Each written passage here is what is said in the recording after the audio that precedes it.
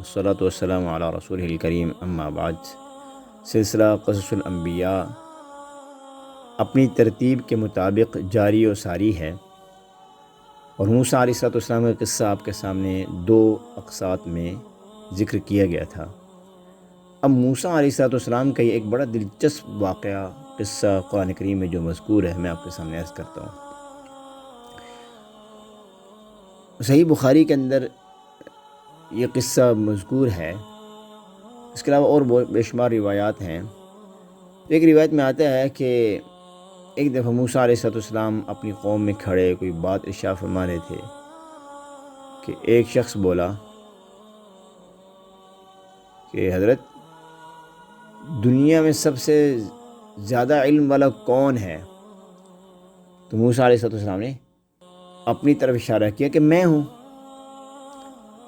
اب حالانکہ چاہیے یہ تھا کہ موسیٰ علیہ السلام اس بات کو اللہ کی طرف منسوب کر رہے تھے کہ اللہ تعالیٰ بہتر جانتے ہیں، لیکن یہ کہنا تھا کہ اللہ تعالیٰ کو یہ بات کیوں پسند نہیں آئی، کیوں؟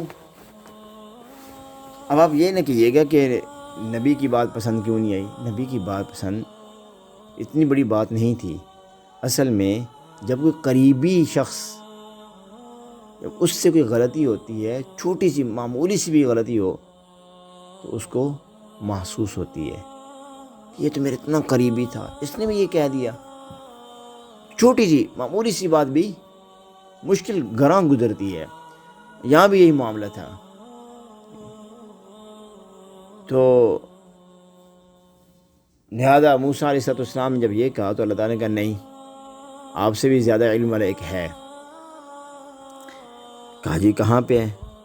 پھر اللہ تعالیٰ نے اس کی نشانی بتائی کہ مجمع البحرین پہ وہ شخص ملے گا، اور اس کا معاملہ یہ ہے کہ تم ایسا کرو کہ اپنے تھیلے میں ایک مچھلی ڈال لو اور مچھلی لے کر نکلو۔ تو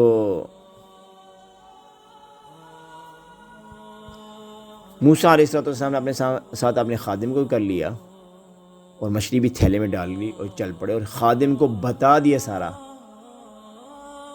ٹھیک ہے، خادم کو سب کچھ بتایا، سفر کی نوعیت بھی بتا دی، سفر کی وجہ بھی بتا دی، سب کچھ بتا دیا۔ اب معاملہ جو تھا وہ یہ تھا کہ یہ جو خادم ساتھ ہے، خادم کو یہاں اللہ تعالیٰ نے قرآن کریم میں جو الفاظ استعمال کیے وہ قال موسیٰ لفتاہ، اپنے جوان سے کہا، اس بارے میں بات بعد میں کروں گا۔ تو اب وہ جو ساتھ میں خادم یوشع بن نون ان کا نام آتا ہے، یوشع بن نون، وہ ساتھ تھے۔ اب ایک جگہ پر جا کر موسیٰ علیہ السلام نے تھوڑا آرام کرنا چاہا، لیٹ گئے، جب یوشع بن نون جو خادم تھے وہ بیدار رہے۔ تو اب ہوا یہ کہ جس جگہ وہاں پر پڑاؤ ڈالا بیٹھے، تو مچھلی جو تھیلے میں ڈالی ہوئی تھی وہ زندہ ہوئی اور چپکے سے تھیلے سے نکل کر پانی میں چلی گئی۔ اب جہاں جہاں وہ مچھلی جا رہی تھی اس کا راستہ بنتا چلا جا رہا تھا، سرنگ سے بنتی چلی جا رہی تھی۔ یہ کیفیت تاری تھی۔ اب موسیٰ علیہ السلام بیدار ہوئے۔ اب یوشع بن نون نے کہا کہ جب یہ بیدار ہوں گے تو میں ان کو بتا دوں گا، اطلاع کر دوں گا۔ اب ہوا یہ کہ اس کے بعد موسیٰ علیہ السلام بیدار ہوئے اور اپنے سفر پہ دوبارہ چل پڑے۔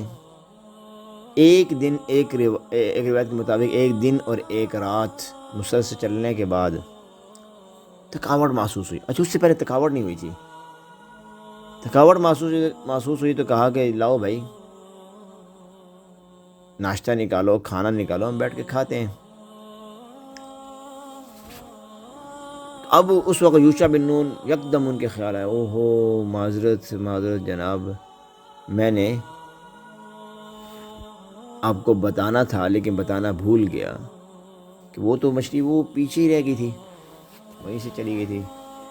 پھر موسیٰ علیہ السلام وہاں سے واپس روانہ ہوئے اور اس جگہ مجمع البحرین پہ پہنچے تو دیکھا کہ ایک شخص وہاں پہ لیٹا ہوا ہے چادر لے کر.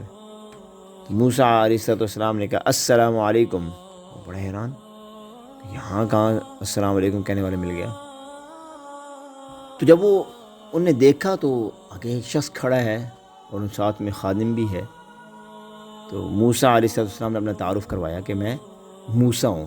کہا موسیٰ بنی اسرائیل، یعنی بنی اسرائیل والا موسیٰ؟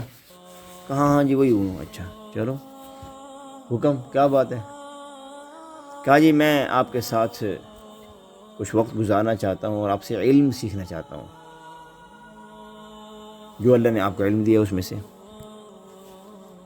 کہا ٹھیک ہے دیکھ لو، علم تو سیکھ لو گے لیکن میرے ساتھ صبر کرنا پڑے گا. صبر کر لو گے؟ اس وقت تک آپ نے بولنا نہیں ہے جب تک کہ میں آپ کو نہ بتا دوں. کہا چلو ٹھیک ہے قبول ہے. اب چل پڑے. چلتے چلتے ایک دریا کے ساتھ چلتے جا رہے تھے تو ایک کشتی نظر آئی. تو کشتی والوں کا کہ ہمیں کشتی میں بٹھا لو. وہ ان کے جاننے والے تھے. انہوں نے کہا ٹھیک ہے آ جاؤ بیٹھ جاؤ. اب جب کشتی میں بیٹھے تو انہوں نے کشتی میں ایک تختہ اس کو اکھاڑ دیا خضر علیہ السلام نے. تو موسیٰ علیہ السلام فوراً بھائی یہ کیوں کیا؟ ایسا نہیں کرنا چاہیے تھا، یہ تو آپ نے بہت غلط کیا. کہ میں نے کہا تھا نا کہ آپ صبر نہیں کر سکیں گے.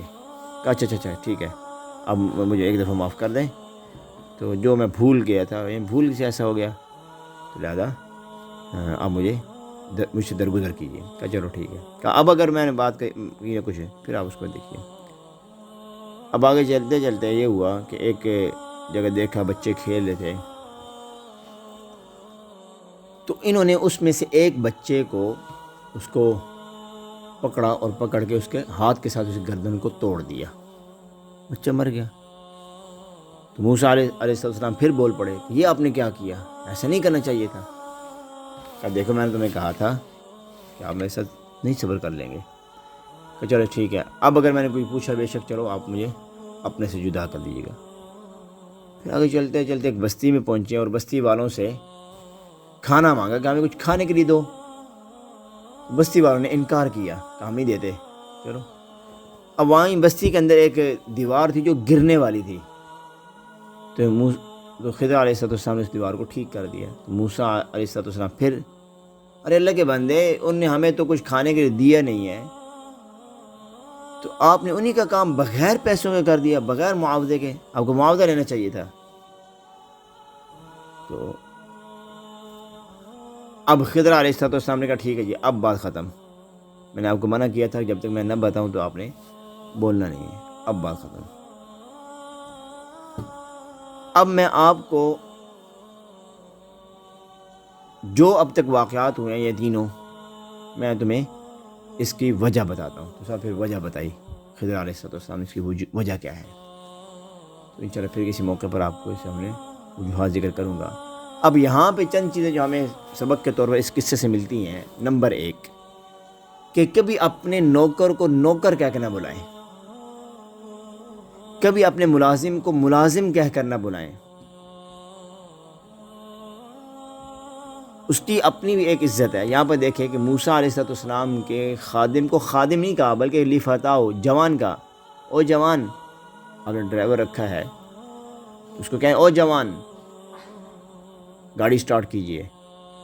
کوئی اور ہے تو اس کو او جوان کے نام سے بھی پکارا جا سکتا ہے. دوسرا سبق جو ہمیں ملتا ہے کہ دیکھیں آپ کے ساتھ سفر میں کوئی شخص جا رہا ہو، آپ کا ہم سفر ہو، تو سفر کے معاملات، سفر کی صعوبتیں، سفر کی باتیں تمام کے تمام اس کے ساتھ ڈسکس کر لینی چاہیے، اس کو بتا دینا چاہیے. ایک بات تیسری جو ہمیں یہاں پہ ملتی ہے وہ یہ کہ جو شاگرد ہوتا ہے اس کو اپنے استاد کی اتباع کرنا ضروری ہے. بسا اوقات یہ بھی ہوگا کہ شاگرد اعلیٰ اور افضل ہوگا استاد کی نسبت، لیکن پھر بھی اس کے باوجود بھی طالب علم اپنے استاد کی پیروی کرے. یہاں دیکھیں کہ موسیٰ علیہ السلام نے خضر علیہ السلام کی پیروی کی اور بقد علی الاعلان کہا. تو لہذا موسیٰ علیہ السلام نے علی الاعلان کہا کہ میں آپ کی اتباع کرنا چاہتا ہوں۔ تو لہذا یہ بھی ہمارے سامنے بات ہے کہ شاگرد کے لیے اتباع ضروری ہے۔ چند ابھی جگہ ہیں جو آپ کے سامنے میں نے ذکر کی ہیں موسیٰ علیہ السلام کے قصوں کے حوالے سے۔ پھر خضر علیہ السلام نے موسیٰ علیہ السلام سے معذرت کر لی